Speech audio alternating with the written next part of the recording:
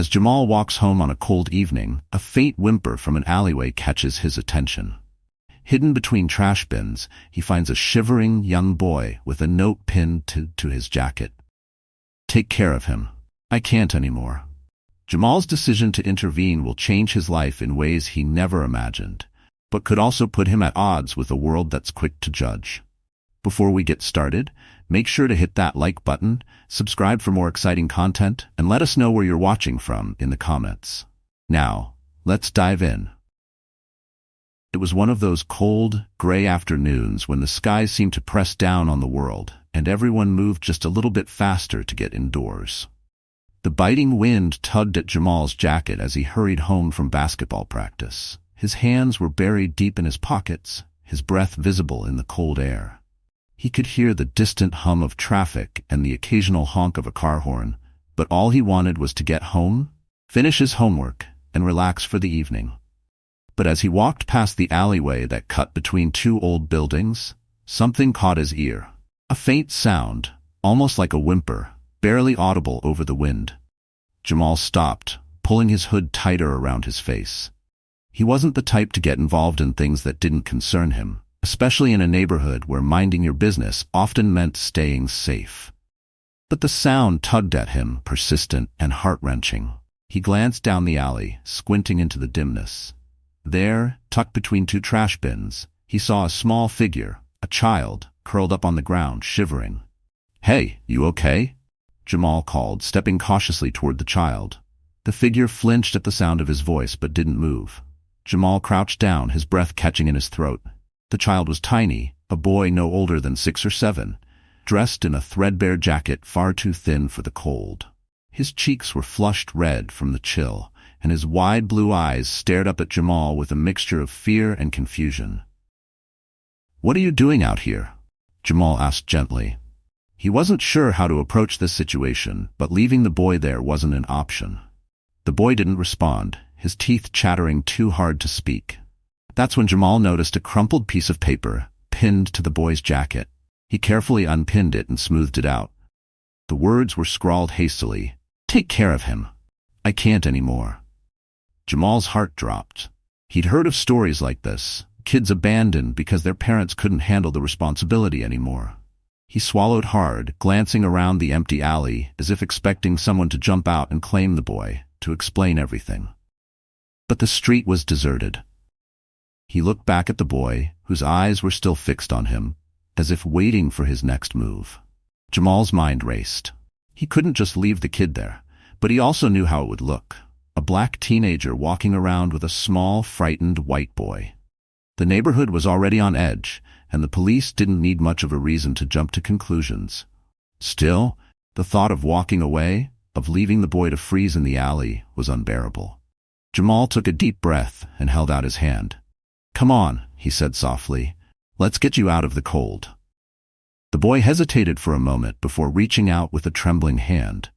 Jamal pulled him to his feet, his heart pounding as the boy swayed slightly. He was so light, like he hadn't eaten a proper meal in days.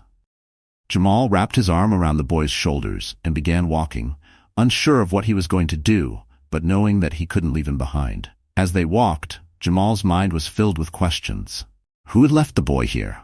Why hadn't anyone come looking for him?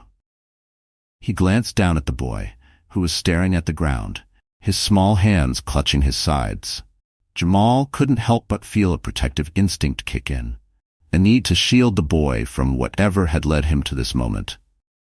By the time they reached Jamal's house, the sun was beginning to set, casting long shadows across the quiet street. Jamal hesitated for a moment at the front door. His mom was home, and he knew she'd have a million questions. Questions he didn't have answers to, but there was no turning back now. He opened the door, ushering the boy inside. The warmth of the house hit them immediately, and the boy let out a small sigh of relief, his shoulders relaxing just a little. "Mom?"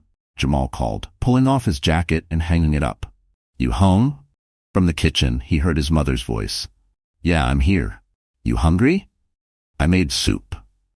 Jamal swallowed hard, glancing at the boy, who was standing silently by the door, looking around the unfamiliar house with wide eyes. A lump formed in Jamal's throat as he tried to figure out how to explain this. I brought someone with me, Jamal said cautiously, stepping into the kitchen. His mother, Aisha, turned from the stove, a smile on her face that quickly faded when she saw the boy standing in the doorway. Her brow furrowed, and she set down the spoon she'd been using to stir the pot of soup. "Jamal," she said slowly, "who is this?" Jamal ran a hand through his hair, struggling to find the right words. "I found him, in an alley. He was alone, and this was pinned to his jacket." He handed her the crumpled note. Aisha read it, her face darkening with concern. She looked back at the boy, her eyes softening. "Oh, sweet baby," she whispered, walking over to kneel in front of him. "What's your name, honey?" The boy didn't respond, his gaze fixed on the floor. Aisha looked up at Jamal, her expression a mix of confusion and worry. "We need to call someone," she said softly. Jamal's heart raced. "I know, but what if they think I had something to do with this? What if they think?" He trailed off, unable to put his fears into words, but Aisha understood. She had raised Jamal to be careful, to always think twice about how others might perceive him because of the color of his skin. Aisha stood up and sighed, placing a gentle hand on the boy's shoulder. "Let's get him some food first," she said quietly. "Then we'll figure this out." As they sat down to eat, Jamal couldn't shake the feeling that he'd just stepped into something far bigger than he realized. Something that would change his life in ways he couldn't yet comprehend. The warmth of the house enveloped them, a stark contrast to the biting cold outside. Jamal led Liam to the small kitchen table, where the savory smell of soup filled the air. Aisha hovered in the background, her eyes darting from the boy to Jamal, worry etched on her face. Jamal could tell she was processing the situation as carefully as he was. This wasn't just a case of taking in a lost child. There was a deeper problem lurking beneath the surface. "Sit down, baby," Aisha said softly, pulling out a chair for Liam. The boy climbed into the seat without a word, his small hands clinging to the edge of the table. He still hadn't spoken, and Jamal wondered if it was fear, exhaustion, or something else that kept him so quiet. Jamal sat across from him, trying to make sense of everything. He couldn't get the note out of his head.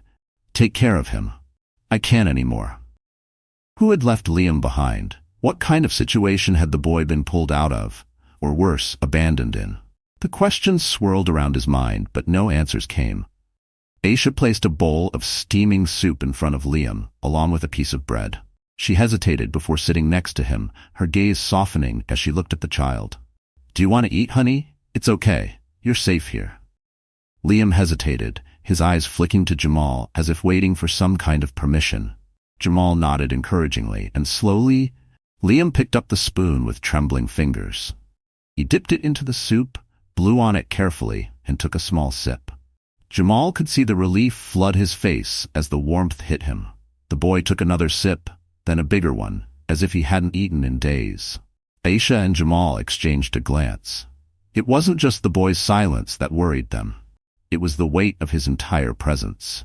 There was a story behind those hollow eyes, a story neither of them were sure they were ready to hear. "So what do we do?" Jamal finally asked, keeping his voice low. Aisha leaned back in her chair, crossing her arms. "We should call someone," she said slowly. "The police, maybe. Or child services. Somebody's got to be looking for him." Jamal's stomach twisted at the thought. He couldn't shake the fear that something would go wrong if they got the authorities involved. "But what if they don't believe us?" he asked, his voice tight. "What if they think I had something to do with him being out there?" Aisha frowned, but she didn't dismiss his concerns. They both knew how the world worked. Jamal had seen it firsthand, and Aisha had lived through it. People would jump to conclusions, and in a neighborhood like theirs, those conclusions weren't always in their favor. A young black teenager with a white child? It wouldn't take long for rumors to start, and once they did, it would be nearly impossible to undo the damage. "We have to be careful," Aisha agreed. "But we can't keep him here forever, Jamal. If something's wrong, if there's someone dangerous out there, we need to find out who and why they left him." Jamal sighed, rubbing his hands over his face. He knew she was right. They couldn't just ignore the situation and hope it would go away. But what if the police didn't believe him? What if they thought he was involved in something criminal just because of how he looked? He glanced over at Liam, who was still quietly eating his soup. boy hadn't said a word since they brought him inside, but his presence was already starting to weigh on Jamal's mind. This wasn't a simple situation. It was something far more complicated, and Jamal had the sinking feeling that they were only scratching the surface. For a while, the kitchen was filled with the sound of clinking spoons and soft chewing. Aisha busied herself by tidying up the already spotless counter, her mind clearly racing. Jamal's thoughts kept circling back to the alley, to the look in Liam's eyes when he found him. What had happened to him? Why had someone left him there? "Where did you come from, Liam?" Aisha asked gently, sitting down across from him again. Her voice was soft, almost coaxing. Liam didn't answer at first, staring into his half-empty bowl as if the soup held all the answers. After a few long moments, he finally spoke, his voice barely above a whisper. "Mommy left." Jamal's heart clenched at the sound of the boy's voice. It was so small, so fragile. He exchanged a glance with Aisha, who bit her lip but said nothing, waiting for the boy to continue. "She said she couldn't do it anymore," Liam added, his voice shaky. "She said someone else would take care of me." Jamal felt a surge of anger, but he kept it in check. Who would abandon a kid like this? Just leave him in the cold with nothing but a note? It didn't make sense. He wanted to ask more, but he didn't want to push Liam too hard. The boy was already on the edge, and the last thing Jamal wanted was to scare him. "Where's your mom now?" Aisha asked, her voice still gentle, but there was an underlying tension there too. She was holding back her own frustration, trying to keep things calm. Liam shrugged, his eyes welling up with tears. "I don't know," he whispered. "She didn't say." A heavy silence settled over the room. Jamal could feel the weight of it pressing down on his chest. There were too many unknowns, too many gaps in the story. He looked at his mother, trying to gauge her thoughts, but her expression was unreadable. Finally, Aisha stood up, sighing deeply. "All right," she said quietly. "Let's get you cleaned up, okay? We'll figure this out, I promise." She took Liam's hand and led him down the hallway toward the bathroom, leaving Jamal alone in the kitchen with his thoughts. He stared at the empty bowl in front of him, his mind racing. What was he supposed to do now? He had found the boy, taken him in, but that was only the beginning. As much as he didn't want to admit it, Aisha was right. They couldn't keep him here. There were too many risks, too many questions they couldn't answer. But how could they just hand him over to the authorities without knowing the full story? What if there was more danger waiting for Liam than they realized? Jamal's thoughts drifted back to his own experiences with authority figures, with the way people in power had treated him differently just because of the color of his skin. He remembered being pulled aside in stores, being watched by security guards, and even being questioned by police for no reason other than being in the wrong place at the wrong time. The fear of being misunderstood, of being judged unfairly, weighed heavily on him. But now, with Liam in the picture, the stakes were even higher. This wasn't just about him anymore. There was an innocent child involved, and Jamal wasn't sure if he was ready to navigate the minefield that lay ahead. Later that night, as Jamal lay in bed staring at the ceiling, he could hear the faint sound of Liam's breathing from the next room. The boy had fallen asleep quickly, exhausted from the day's events. But Jamal couldn't sleep. His mind was too full of questions, of fears, of the unknown future waiting for all of them. He thought about how quickly things could spiral out of control, how one wrong move could turn this whole situation into a nightmare. But he also thought about Liam, about the way the boy had looked at him with those big, trusting eyes, even though they barely knew each other. Jamal knew one thing for sure. Whatever happened next, he couldn't abandon Liam. Not like his mother had. He wouldn't let the boy down, even if it meant risking everything. But the road ahead was uncertain, and Jamal had no idea what kind of trouble they were about to walk into. The days following Liam's arrival were tense. Each morning felt like a countdown, as if time itself was pressuring Jamal and Aisha to make a decision.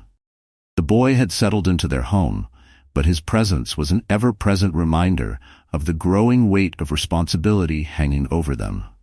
Jamal had taken to waking up early, his thoughts racing as he stared out the window into the quiet street, wondering when someone might come looking for the boy, or worse, when the police might show up on their doorstep.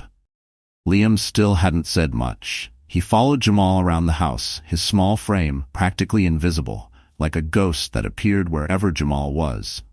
The boy seemed to find some comfort in Jamal's presence, though, which made the teenager feel both protective and unsettled. There was so much they didn't know, so much that could go wrong if they weren't careful. One evening, Jamal and Aisha sat at the kitchen table after Liam had gone to bed. Aisha stirred her tea absent-mindedly, her brow furrowed with worry. Jamal could feel the tension between them, an unspoken pressure to find answers, to make a decision about what to do next. "We can't keep him here forever, Jamal," Aisha said finally, her voice low but firm. "I know," Jamal replied, his own frustration simmering beneath the surface. "But we can't just hand him over to child services either. What if they send him back to his mom? What if she's the reason he was abandoned in the first place?" Aisha sighed, setting her cup down with a soft clink. "We don't know that for sure. We don't know anything for sure. And that's the problem." Jamal leaned back in his chair, rubbing his hands over his face. She was right, of course. They didn't know the full story. All they had were fragments. Liam's vague mentions of his mother leaving him, the cryptic note, and the boy's silent, haunted demeanor. None of it added up. "What if we try to find out more?" Jamal suggested after a moment, looking up at his mother. "We could ask around, see if anyone's missing a kid, or if anyone knows anything about his mom." Aisha raised an eyebrow. "You think someone's going to admit to knowing about a kid that was abandoned? People don't just talk about those things, Jamal." Jamal shrugged. "I don't know. Maybe not directly. But if we're careful, we might learn something. It's better than sitting around waiting for something to happen." Aisha considered this for a moment, her fingers tapping lightly on the edge of the table. "Maybe," she said finally, "but we have to be discreet. We can't draw too much attention to ourselves." Jamal nodded in agreement. "I'll be careful," he promised. The next day, Jamal began his quiet investigation. He started by walking through the neighborhood, keeping his eyes and ears open for anything unusual. He visited the local grocery store, the park, and the nearby community center, places where gossip tended to travel fastest. He asked casual questions, nothing too direct, nothing that would raise suspicion. But as the hours passed, he found no leads. If anyone knew about a missing boy, they weren't talking. Still, Jamal couldn't shake the feeling that something was off. The longer Liam stayed with them, the more it felt like a shadow was hanging over their heads. And yet, the boy himself remained tight-lipped about his past. Whenever Jamal gently tried to ask about his mom or where he had come from, Liam would clam up, his small body tensing as if preparing for the worst. It was clear that whatever had happened, it had left deep scars. One evening, while Aisha was out running errands, Jamal found himself alone with Liam. The boy was sitting on the floor in the living room, quietly playing with a set of old toy cars that Aisha had dug out from the closet. Jamal sat on the couch, watching him carefully, wondering if there was a way to reach him. After a few minutes of silence, Jamal decided to try again. "Liam," he said gently, "can I ask you something?" Liam looked up, his wide eyes cautious but attentive.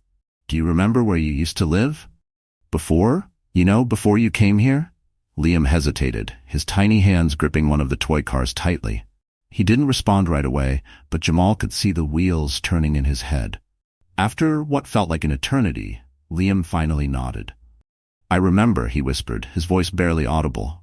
Jamal leaned forward, trying not to push too hard. "Can you tell me about it?" Liam stared down at the toy car in his hands, turning it over slowly. "It was a small house," he said quietly. "Just me and Mommy. She was sad a lot." Jamal's heart ached at the sound of Liam's soft voice, at the weight of sadness that seemed far too heavy for someone so young. He had suspected that things hadn't been easy for Liam, but hearing it out loud made it all the more real. "Did something happen?" Jamal asked, his voice gentle. Liam bit his lip, his eyes welling up with tears. "Mommy said she couldn't take care of me anymore. She said she didn't have enough money or time. She said someone else would take care of me." Jamal felt a lump form in his throat. He wanted to reach out and hug the boy, to tell him that everything would be okay, but he knew that promises like that were too fragile. The world wasn't always kind, and sometimes the people who should have been there to protect you were the ones who let you down the most. She left me, Liam continued, his voice trembling. I waited for her, but she didn't come back. Jamal clenched his fists, his mind racing. It was clear now that Liam's mother had abandoned him. But why? Was it really just because of money, or was there something deeper going on? And if she had left him in an alley with a note, what kind of danger had she been in herself? Before Jamal could ask more, the sound of the front door opening startled them both. Aisha walked in, carrying a bag of groceries. She smiled at them, but her expression shifted when she saw the look on Liam's face. Everything okay? She asked, setting the bag down on the kitchen counter. Jamal nodded, though his mind was still racing with questions. He glanced at Liam, who had gone back to playing with his toy cars, though his movements were slower now, more deliberate.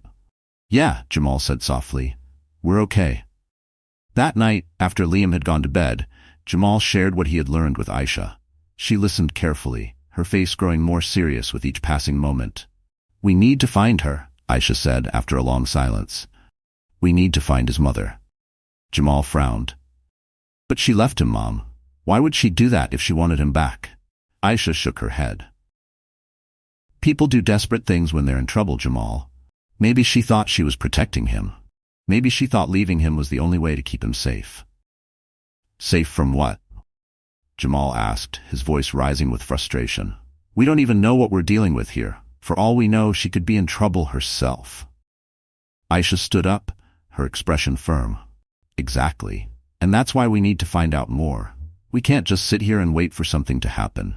If Liam's mother is out there, if she's in danger, we need to help her.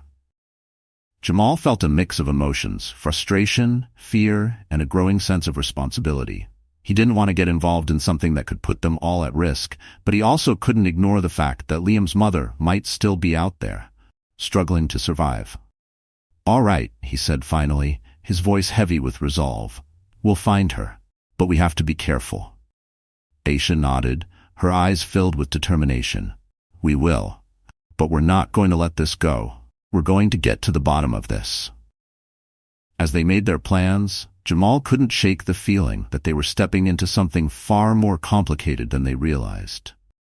The more they uncovered about Liam's past, the more it seemed like they were peeling back layers of a story that was darker and more dangerous than they had imagined. But no matter what, Jamal knew one thing for sure. He wasn't going to let Liam down. He had already taken the first step by helping the boy when no one else had. Now it was up to him and Aisha to see this through, no matter how difficult it might be. The next few days were a blur of cautious inquiries, tension-filled silences, and sleepless nights. Jamal and Aisha moved carefully, speaking with neighbors and subtly questioning people who might know something about Liam or his mother. But no one seemed to have answers. No one had seen a woman matching the vague description Liam had provided, and there were no reports of a missing child that fit Liam's profile. Jamal found himself growing increasingly frustrated. Every dead end felt like a failure, and every moment they kept Liam hidden felt like the situation was slipping further out of their control. He knew they couldn't go on like this indefinitely, but what else could they do? One afternoon, while walking back from the community center, Jamal noticed something that sent a shiver down his spine. A man, sitting in a car parked across the street from their house, watching. Jamal's first instinct was to brush it off as coincidence, but as the days went by, he saw the same car, the same man, lingering nearby. The man never approached, never made direct contact, but his presence became impossible to ignore. Jamal's nerves were on edge, and he couldn't help but wonder if Liam's past was finally catching up with them. He hadn't told Aisha yet, not wanting to worry her, but the knot in his stomach grew tighter with each passing day. Then, one evening, the knock came. It was a sound that reverberated through the house, a heavy, authoritative knock that sent Jamal's heart racing. He and Aisha exchanged a glance, both of them knowing without saying a word what this meant. Aisha walked toward the door with deliberate slowness, her hand trembling slightly as she reached for the knob. When she opened it, 2 police officers stood on the porch, their faces serious but not unkind. One of them, a tall man with graying hair, nodded to Aisha. "Good evening, ma'am," he said in a calm, measured voice. "We've received a report about a young boy who may be staying here. We'd like to ask you some questions. Jamal's stomach dropped. His worst fears were coming true. Someone had noticed. Someone had reported them. He glanced over at Liam, who was sitting on the couch, his small body tensing as he realized what was happening. Aisha straightened, her voice calm but firm. "We've been looking after a child who was abandoned," she said carefully. "We were planning to contact the proper authorities, but we wanted to make sure he was safe first." The officer nodded, though there was a flicker of skepticism in his eyes. "May we come in?" Aisha hesitated for a split second, but she knew they had no choice. She stepped aside, allowing the officers to enter. Jamal stood frozen in the living room, his heart pounding in his chest as the officer's eyes swept over him, then to Liam. The boy clutched one of his toy cars tightly, his knuckles white with fear. "Is this the child?" the second officer asked, his voice softer, as if he was trying not to frighten Liam. Aisha nodded. "Yes, his name is Liam." The officers exchanged a glance. The taller one crouched down to Liam's eye level, offering him a gentle smile. "Hey there, buddy. Do you know why we're here?" Liam shook his head, his wide eyes filled with panic. Jamal's hands clenched into fists at his sides. He didn't like the way this was going, like they were being interrogated. He understood why, but it didn't make it any easier. "We're just here to make sure you're safe," the officer continued, his tone soft but probing. "Can you tell us how you got here?" Liam glanced at Jamal, his eyes pleading for help. Jamal's heart ached at the sight, and he stepped forward, unable to stay silent any longer. "He was abandoned," Jamal said, his voice steady but strained. "I found him in an alley with a note pinned to his jacket. His mom left him there." The officers listened, their expressions unreadable. Jamal could feel the weight of their judgment, the way they were sizing him up, trying to determine if he was telling the truth. He had been in this position before, under the gaze of people who saw him not for who he was, but for what they assumed him to be. "We understand your concern," the taller officer said after a moment. "But we need to follow protocol. We'll have to take the child in for his own safety while we investigate further." A wave of panic surged through Jamal. "Wait, no, you can't do that. We've been taking care of him. He's safe here." The officer stood up, his face sympathetic but firm. "I'm sorry, son, but we have to make sure everything is in order. We'll need to confirm his identity and make sure there are no immediate threats to his well-being." Jamal's pulse quickened. He couldn't let them take Liam, not after everything they had done to protect him, to keep him safe. The boy was terrified, and Jamal knew that being taken away by strangers would only make things worse. Aisha placed a calming hand on Jamal's shoulder, her eyes filled with quiet resolve. "We understand," she said, her voice calm but edged with worry. "But can't we at least talk this through? He's been through enough already." The second officer spoke up, his tone slightly more reassuring. "We're not here to cause any trouble. We just need to make sure all the proper channels are followed. If everything checks out, he'll be back with you soon." Jamal's fists unclenched slightly, but the tension in his body remained. The officer's words were careful, measured, but he could feel the underlying current of suspicion. It wasn't overt, but it was there, a subtle doubt, a hesitation to fully trust them. "We'll need to ask the boy a few more questions," the officer continued, directing his gaze toward Liam. "Liam, do you remember where your mom went? Do you know why she left you?" Liam's lower lip trembled, and Jamal's heart broke as he watched the boy struggle to find the words. After a long, painful pause, Liam finally shook his head, tears welling up in his eyes. "I don't know," he whispered. "She just left." The room fell into a heavy silence. The officers exchanged another glance, their professional demeanor betraying just a hint of sympathy. But their course was already set. "We'll have to take him in," the taller officer said again, this time with finality. "For now." Jamal felt like the ground was slipping out from under him. He turned to Aisha, his voice tight with desperation. "Mom, we can't let them take him. What if they send him back to wherever he came from? What if he's not safe?" Aisha's face was a mixture of fear and determination. She knew the stakes just as well as Jamal did. They had fought so hard to protect Liam, to shield him from whatever darkness had led him to that alley. But now it felt like their hands were tied. "Please," Aisha said, her voice breaking just slightly. "He's been through enough. Can't you give us more time to sort this out? The second officer sighed, clearly uncomfortable with the situation. I wish we could, but the best way to ensure his safety is to follow protocol. We'll do everything we can to make sure he's cared for. Jamal's mind raced, searching for something, anything, that would stop them from taking Liam away. But he knew the system. He knew that once the authorities got involved, their hands were tied by rules and regulations that didn't leave room for personal feelings. In the end, they watched helplessly as the officers gently led Liam out the door. The boy clung to Jamal's hand until the very last moment, his tear-filled eyes begging him not to let go. I'll be back, Jamal whispered, his throat tight with emotion. I promise, Liam, I won't let you go. As the door closed behind them, the house fell into a suffocating silence. Jamal stood frozen, his mind spinning. Aisha walked over to him, wrapping her arms around his shoulders, her grip firm but comforting. We'll get him back, she whispered, her voice thick with emotion.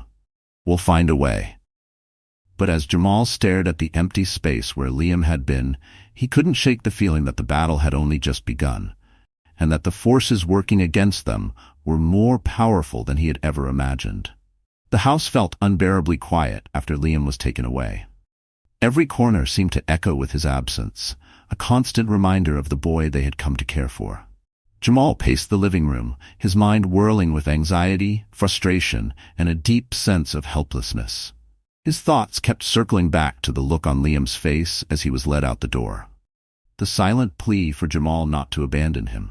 Aisha, usually the calm and collected one, was unusually quiet. She sat at the kitchen table, staring at her hands, her expression troubled. For the first time in a long while, Jamal saw the worry lines on her face deepen. She had always been strong for him, had always known what to do in tough situations. But this time, it felt different. This time, the weight of uncertainty pressed down on them both. They'll treat him like just another case, Jamal muttered, more to himself than to Aisha. They don't know him like we do. They don't know what he's been through. Aisha nodded slowly. But we can't give up on him, Jamal. We're not done. We've got to figure this out, and we've got to get him back. The determination in her voice sparked something inside Jamal. He had been feeling powerless, trapped in a system that often didn't care about people like them, people whose stories didn't fit neatly into bureaucratic boxes. But Aisha was right. They couldn't just sit here and wait. They had to do something, anything, to make sure Liam ended up in safe hands. The next day, they set out to find answers. Jamal started by visiting the local child services office, hoping for any update on Liam's status. The waiting room was stark and unwelcoming, with fluorescent lights that buzzed overhead and uncomfortable chairs lined up against the walls. He filled out the forms with a sinking feeling in his stomach, knowing that he was up against a faceless system. When the social worker finally came to speak with him, her expression was polite but distant, as if she had heard 100 stories like his before. Jamal tried to explain their side of things, how they had taken Liam in out of compassion, how his mother had abandoned him and left him with nothing but a note. But the social worker's response was clinical, full of the kind of detached sympathy that did little to reassure him. "We appreciate your concern," she said, "but until we can confirm his family situation, he'll remain in our care. We're following up on any leads, and if there's an opportunity for reunification with his family, that's our primary goal." "Reunification?" Jamal asked, his voice tight with frustration. "What if his mom doesn't want him back? She left him, remember? How can you be sure she's even capable of taking care of him?" The social worker gave him a practiced smile. "We take every case seriously, Mr. Taylor, but until we have all the facts, we have to consider every option."